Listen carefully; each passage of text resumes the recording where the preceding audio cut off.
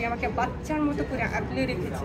তো বলতে শুধু যে আওয়ামী লীগ যারা করে, বঙ্গবন্ধুর নাম নিয়ে যারা আসে, তারা কিন্তু তোমার মতো কাঁদে না, তুমি কেন কান্না করছো?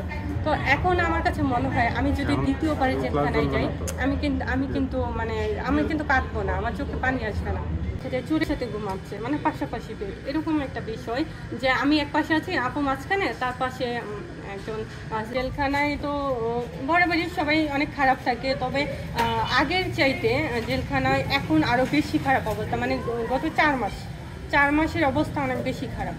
এটা আমার কথা না, এখানে যারা আছে অনেক আগে থেকে, কেউ আছে 20 বছর 15 বছর যাবৎ জেলখানায় আছে, তো তাদের মুখের কথা যে আমরা ভালো নেই, আমরা অনেক খারাপ অবস্থায় আছি, কারণ জেলের পরিবেশটা আগের মতো না, আগে অনেক বেশি ভালো ছিল, এখন সেই ভালোটা নাই। তবে বিস্তারিত আমি এত ডিটেলস আমি যেতে চাচ্ছি না, তো ওর বলার অপেক্ষা রাখে না, কারণ ওইখানে শমিকাচার আপু আমরা কিন্তু একই মানে পাশাপাশি বেডে ছিলাম।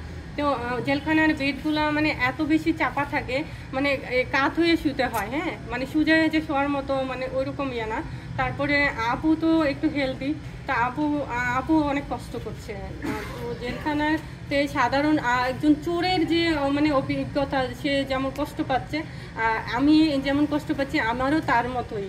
আমার শমিকাচার আপু, উনি একজন অনেক সুনামধন্য একজন মানুষ, তার অনেক সম্মানিত মানুষ, উনি অনেক উপর লেভেলের একজন মানুষ, তার মতো মানুষ একজন যে কিনা মোবাইল চুরি করেছে, ছিনতাইকারী, তাদের সাথে আপু আছে। তো এটা আসলে ওখানে কোনো ভেদাভেদ নাই, এখানে সবাই সমান। তাতে অভিজ্ঞতাটা কেমন ছিল?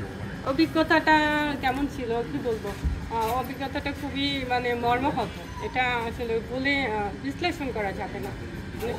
তারা যখন তোমাদেরকে দেখলো বা শমিকা আচারকে, তখন কি বললো? তারা কি বলছে যে আল্লাহ, আপনারাও আসছেন, এটা তো ঠিক হয়নি, কারণ আপনাদেরকে কেন এত কষ্ট দিচ্ছে, এটা তো না করলেও পারে, মানে এই ধরনের কথা, মানে ওদের মুখে, আর কিছু।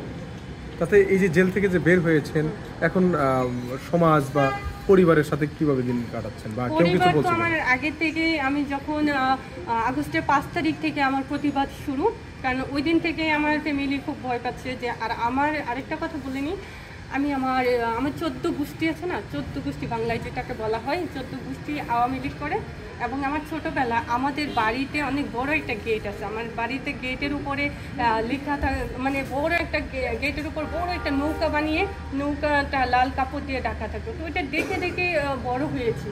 সেই মানে ইয়াটা যে আমরা আওয়ামী লীগ বা নৌকা এগুলো শুনে বড় হয়েছি। আর আমি আমার ফ্যামিলির বিষয়টা বলতে পারি যে আমার আওয়ামী লীগকে অনেক ভালোবাসি।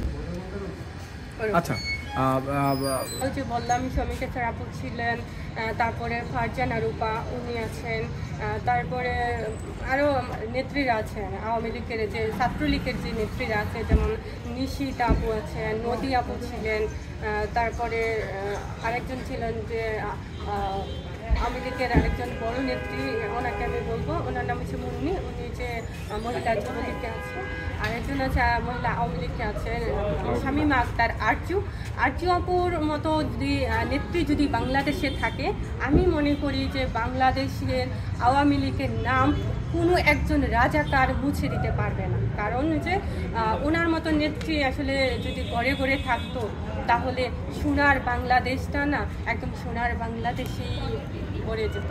এখন যেমন উনি এত মানে ভালো একজন মানুষ, মানে উনি যেমন বড় মাপের একজন, আমি মনে করি আমার জায়গা থেকে উনি অনেক বড় মাপের একজন নেত্রী, ওনার মনের দিক দিয়ে উনি এত ভালো মানুষ, কারণ উনি আমাকে একদম বাচ্চার মতো কেয়ার করেছে।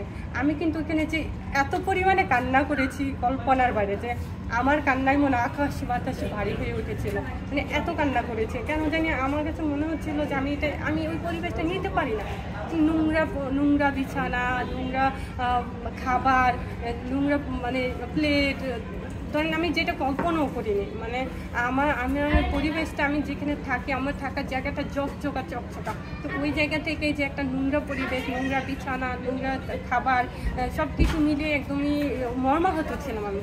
আমার কাছে মনে হচ্ছে আল্লাহ আমি মরে যাচ্ছি, আমার প্রত্যেকটা মুহূর্তে আমার কাছে নিঃশ্বাস বন্ধ হয়ে আসতো। আমার কাছে মনে হচ্ছে যে আল্লাহ আমি কি আর বের হতে পারবো না, আমি কি এইখানে কি পচেগুলো মরবো, মানে আমার না এরকম একটা ইয়ে ছিল, কারণ আমি তো আর কখনো জেলে যাইনি, আমার এই ফার্স্ট টাইম যে এরকম একটা বিষয় ছিল। ছিল, আমি খুব কষ্ট পেতাম আর আমি অনেক কান্না করতাম। তো শামীমা আক্তার আরজু উনি কিন্তু আমাকে অনেক ভরসা দিয়েছেন।